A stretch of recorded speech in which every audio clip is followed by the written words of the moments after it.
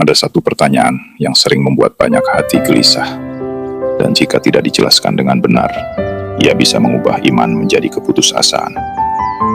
Apakah benar semua yang terjadi di dunia ini sudah tertulis di Lauh Mahfudz? Bahkan sampai seseorang masuk neraka. Kalau begitu, apa gunanya amal soleh kalau akhirnya sudah ditentukan? Mari kita jawab langsung dari Quran dan Sunnah, tanpa mencampur adukan istilah, dan tanpa memaksa teks menjawab hal yang sebenarnya tidak ia bicarakan. Allah berfirman dalam surat Al-Buruj, "Bal huwa Qur'anun majidun fi lauhin mahfudz." Bahkan, ia adalah Al-Quran yang mulia, yang berada dalam lauh yang terjaga. Perhatikan baik-baik, ayat ini tidak sedang berbicara tentang nasib hidup manusia. Ia sedang menegaskan asal dan otoritas Al-Quran. Lauh Mahfudz di sini adalah medium ketetapan yang terjaga dari distorsi, tempat asal wahyu, bukan buku vonis hidup manusia. Sekarang kita masuk ke titik yang sering disalahpahami, karena hadits dipisahkan dari konteksnya. Rasulullah Shallallahu Alaihi Wasallam bersabda dalam hadits sahih riwayat Bukhari dan Muslim, "Sesungguhnya salah seorang dari kalian dikumpulkan penciptaannya dalam rahim ibunya selama 40 hari, kemudian menjadi segumpal darah, kemudian segumpal daging. Lalu diutuslah malaikat dan diperintahkan untuk menulis 4 perkara: rezekinya, ajalnya, amalnya, dan apakah ia bahagia atau celaka." Disinilah kesalahan besar sering terjadi. Banyak orang mengira, berarti sejak dalam kandungan akhir hidup manusia sudah diputuskan. Padahal hadits ini tidak pernah mengatakan bahwa malaikat menentukan nasib manusia.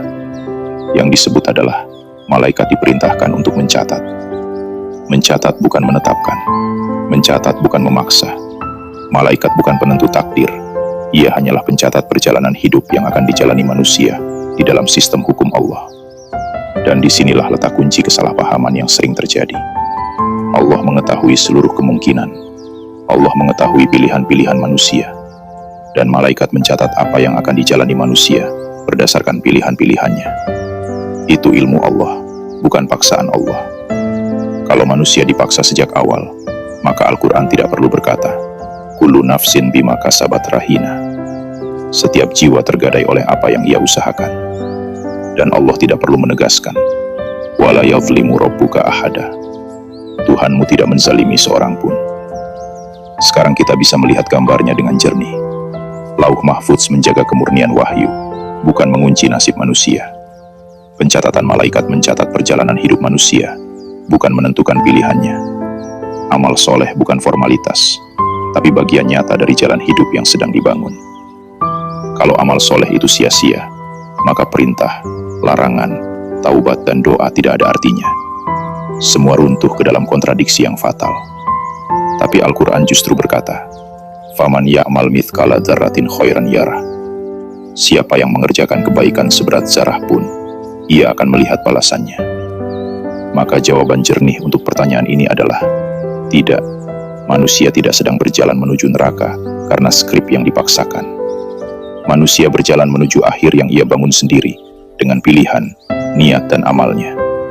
Dan Al-Quran diturunkan dari lauh yang terjaga, agar manusia tidak tertipu oleh pemahaman keliru tentang takdir, dan tidak putus asa dari rahmat Allah.